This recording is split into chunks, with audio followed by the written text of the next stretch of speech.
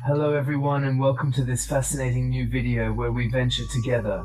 Legends and moths have surrounded the house of Arc-Wattripont if I find myself in Belgium close to the French border.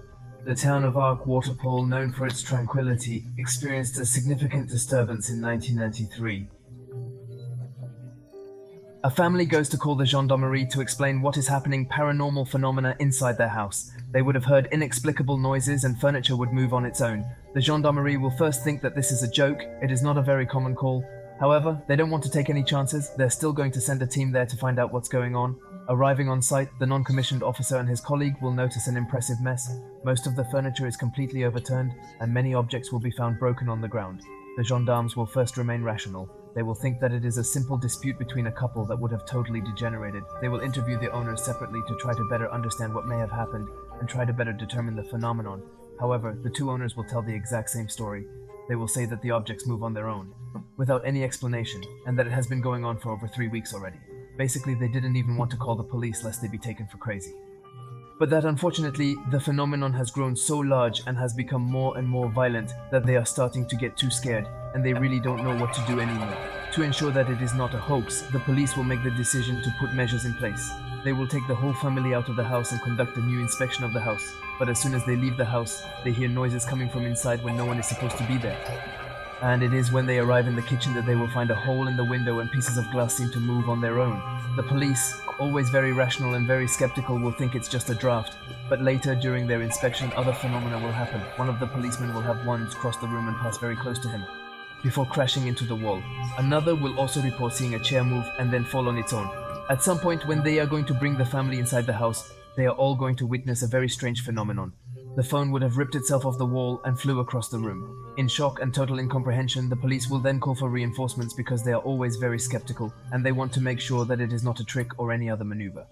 In total, it will be more than 9 different gendarmes and will witness paranormal phenomena and that they will not be able to explain rationally.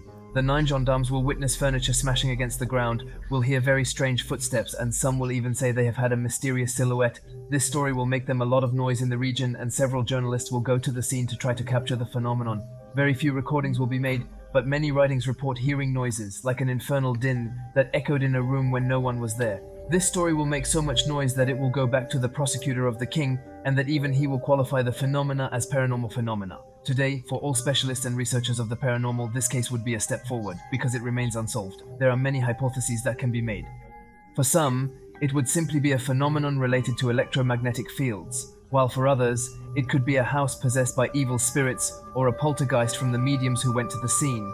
Report that these demonstrations would in fact be the translation of the discontent of one or more spirits that entered the premises, and this would be the only way for them to express their discomfort or malaise. Finish it.